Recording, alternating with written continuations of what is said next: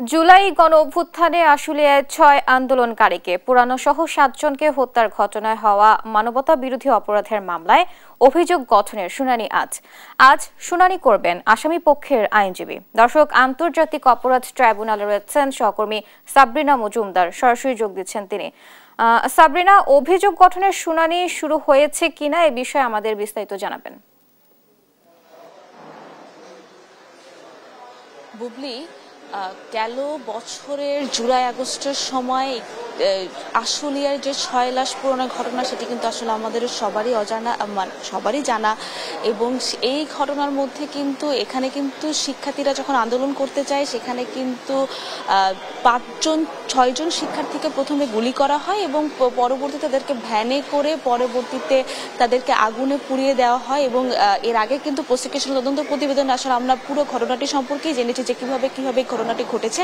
এবং সেখানে কিন্তু একজন জীবিতও ছিল, অর্থাৎ আশুলিয়ার ৬ লাশ পোড়ানো। এবং ৪ আগস্টে ওই আশুলিয়ার দিকে আরেকজন ছাত্র মারা গিয়েছিল এবং সেই ঘটনাটি অর্থাৎ ৬ লাশ পোড়ানো এবং ৪ আগস্ট যে মারা গিয়েছে সেটির একটি মামলা আজকে আসামি পক্ষের শুনানি করবেন। এবং আসামি পক্ষের আইনজীবীরা আজকে এর আগে কিন্তু প্রসিকিউশন হচ্ছে তাদের যুক্তিতর্ক উপস্থাপন করেন যে পুরো ঘটনাটি আসলে ট্রাইব্যুনাল ২ এর সামনে আসলে উপস্থাপন করেন কিভাবে এই ঘটনাগুলো ঘটেছে। এবং সেই সময় কিন্তু আমরা জেনেছি যে এইখানে যে পুলিশ সদস্যরা তারা কিভাবে আসলে সংযুক্ত রয়েছিলেন এই ঘটনার সাথে।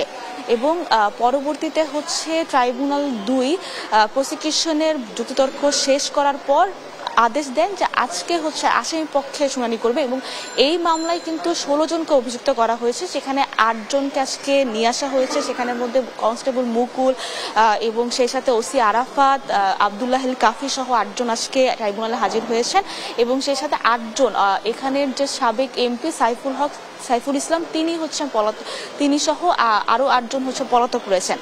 তো আজকে এই ৮ জনের সামনে ট্রাইব্যুনাল ২ আসলে আসামি পক্ষের আইনজীবীরা তাদের যুক্তিতর্ক উপস্থাপন করবেন, এই মামলা থেকে অব্যাহতির আবেদন করবেন। এবং পরবর্তীতে কিন্তু যে ট্রাইব্যুনাল ২ একটি দিন ধার্য করবেন। যদি আজকে আসামি পক্ষের আইনজীবীদের শুনানি শেষ হয়ে যায় তাহলে দিন ধার্য করবেন। ওই দিন আসলে এই মামলার বিষয়ে আসলে অভিযোগ গঠন হবে কি হবে না সেটির আদেশ দিবেন। এবং সেই সাথে আরেকটি যেটি বিষয় জানিয়ে দিতে চাই যে আজকে কিন্তু শহীদ আনাস সহ ৬ জনকে হত্যার ঘটনায় আজকে তৃতীয় দিনের সাক্ষ্য। এবং সেটি আজকে ট্রাইব্যুনাল ১ অনুষ্ঠিত হবে। সেখানে এর আগে কিন্তু যে শহীদ আনাস সহ যে ৬ জনের মধ্যে যে মাহাদি জুনায়েদ ছিলেন, তার বাবা কালকে সাক্ষ্য দিয়েছেন এবং সেই সাথে একজন শিক্ষিকাও হচ্ছে সাক্ষ্য দিয়েছেন, আঞ্জুমান আরা। এবং আজকে আসলে সাক্ষ্য হিসেবে এই জুলাই আগস্টে যারা প্রত্যক্ষদর্শী ছিলেন তারাই আসলে আসবেন। আমরা ইতোমধ্যে প্রসিকিউশন থেকে যেটা জানতে পেরেছি যে আজকে ৩ জন সাক্ষ্য দিবেন। এবং এখন পর্যন্ত দুটি মামলারই কোনো মামলার আসলে শুনানি বা সাক্ষ্য শুরু হয়নি। শুরু হলে আসলে আমি আপনার মাধ্যমে দর্শকদের জানিয়ে দিতে পারবো যে আজকে সাক্ষ্যতে আসলে কি কি নতুন তথ্য উপস্থাপন করা হয়েছে এবং সেই সাথে আজকে আসামি পক্ষের যুক্তিতর্কে আসলে কি কি তারা যুক্তিতর্ক তুলে ধরেন। তো এই ছিল সর্বশেষ খবর আন্তর্জাতিক অপরাধ ট্রাইব্যুনাল থেকে। বুবলি।